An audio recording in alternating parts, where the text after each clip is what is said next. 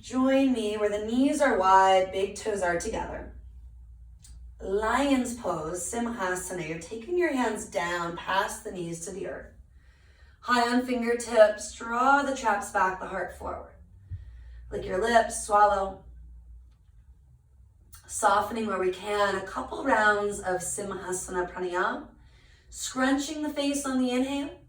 Stick out the tongue, maybe look up as you exhale. If it's too much, just a couple deep breaths instead.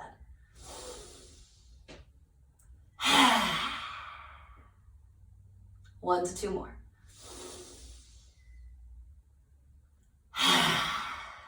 Clearing frustration, anger, let it up and out.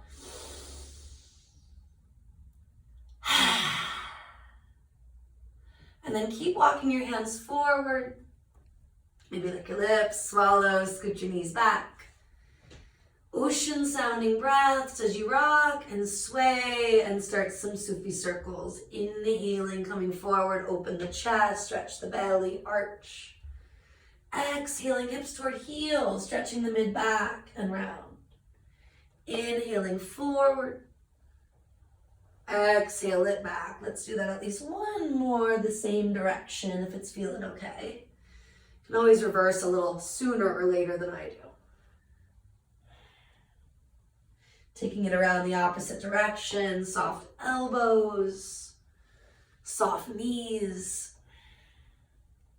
Relaxing your face, your shoulders, even the grip of the fingers if they're getting overly rigid, looking for more fluidity.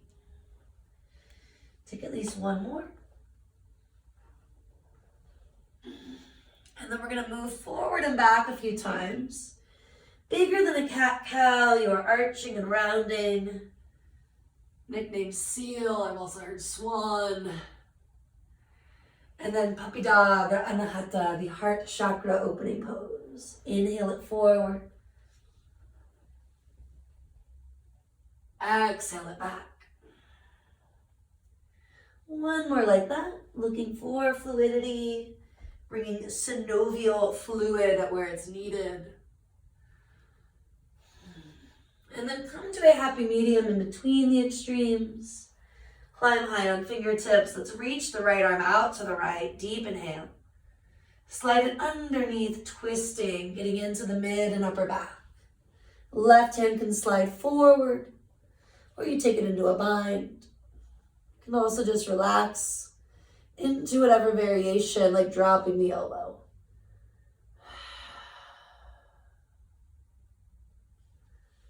Last moments here.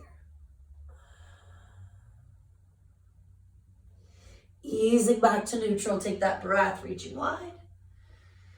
And then a little rock and sway before side 2, maybe again high on fingertips. Reaching left, take the inhale. Exhaling to slide it underneath you.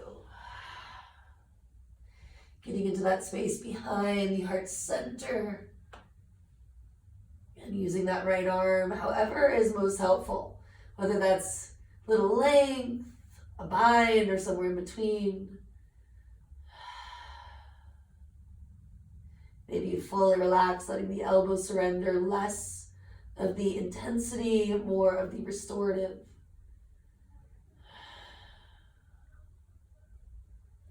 And then eventually come on up. And we release the hand down. And cross legs or sit to one hip. Send your heels forward. Consider getting your throne. And you can always draw your hips just a little bit back so we are aligning from the ground up. And we're taking Janu Shirshasana. Little twist, little forward fold. You loop the shoulders. If you know you're stiff, have your strap nearby. Right foot to the inner left thigh. Little turn of the navel toward that left knee. Take the right arm up, maybe gaze up. Hinging at your hips, take it forward. Hooking on potentially to the top of that foot. Or of course using a strap, some sort of material. And then taking the left hand potentially to the outer foot. So you can really work the baby toe side back. Think of wrapping the right ribs, the right waist forward. If you're needing more support, putting a prop under the right knee, moving the throne or making it bigger if that's needed is important. And of course, using some sort of extension by taking a strap, a sock, whatever you've got around your foot. Last breaths, maybe let your head go. Relax the belly, the hip flexors. Following that full exhalation, use a full inhalation to lengthen and lift. We're going to stay in the same shape, essentially. You're going to take your fingertips to the floor and just orient your body so your torso is now between the two legs. You may have to wiggle, adjust. Slide your left hand down the leg or use that strap. Maybe reaching your peace fingers to your big toe. Right hand can be on the right thigh. Can also start to reach up to the sky, maybe over, in some bodies, even to the big toe. Generally not mine. Top hand could also come behind your head, your neck, wrap the heart up. Gently hug the navel in as you breathe out.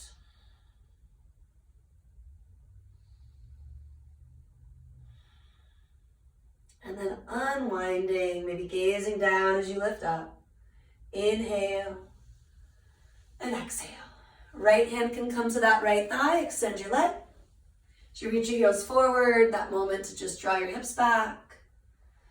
Root to rebound, maybe shrug and surrender. Left foot to the inner right thigh. Starting with that twist and a fold, navel toward the knee, left arm reaches up. Hinging at your hips, bow forward. Left hand maybe to the top of the foot. Right hand maybe to the baby toe side.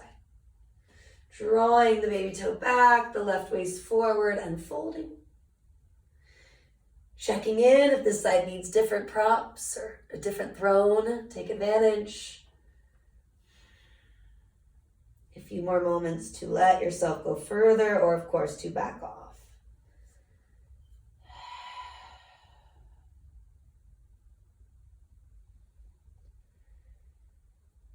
At least one more full exhale.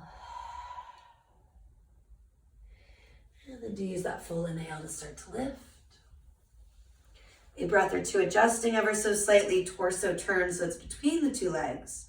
Right hand walks toward the ankle, maybe peace fingers to the big toe. Left hand can start or stay at the hip. And then reaching and opening up the heart, take the arm up, maybe over. Getting into those nitty-gritty spots between the intercostals, ultimately helping us to breathe more deeply, but it's sometimes tricky to get there. Giving yourself a little extra love, or of course going a little further if that feels welcomed.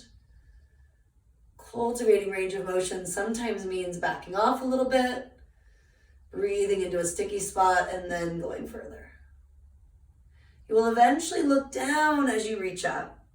And if you've yet to use an inhale to lift up, an exhale or two, unwinding, re-extending the legs, finding your way to a seated butterfly, Baddha Konasana. Heels can come close to the body or scooch them a little further. Take the inhale, lift the belly, the heart, maybe look up. Exhaling, start to melt forward and down. You can make it a flow. Or just let yourself melt in and let go right away. Options, of course, to use your block or two, your prop or two, and bring the earth up to you. You can also pry big toes apart, use your elbows to press on the inner leg, whatever lets you go deeper without force. Or perhaps finding more of the restorative, not only propping up the head, but maybe the outer thighs, the hips. And do stay closer to a minute in total. Most likely almost there. Let gravity take over, last couple of exhales.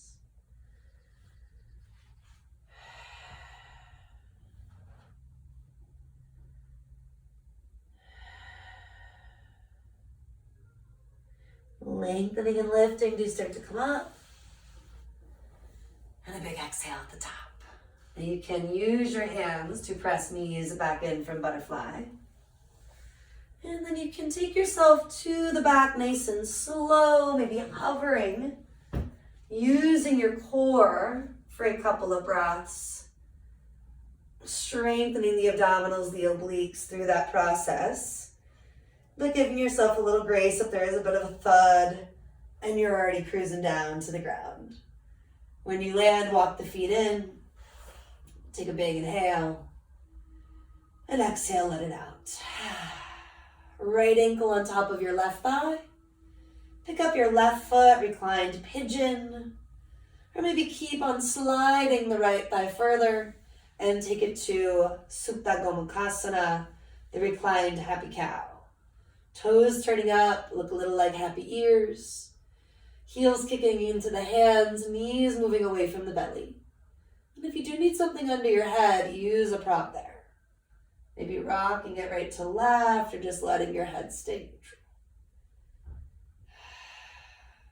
Last 3 breaths or so, roughly a minute to get into these larger muscle groups. And letting pigeon be enough if that's what your body tells you.